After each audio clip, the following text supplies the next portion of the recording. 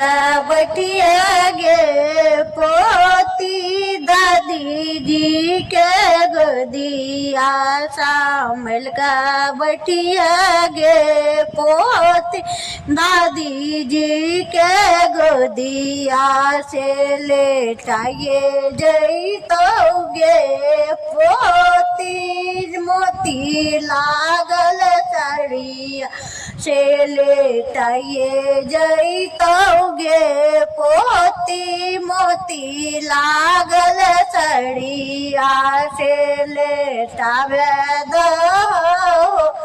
दादा मोती लागल सड़िया से लेटावे दो दादा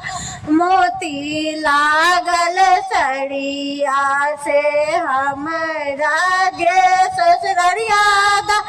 ना हो बासा धोबिनिया धोल भैये ले भैयो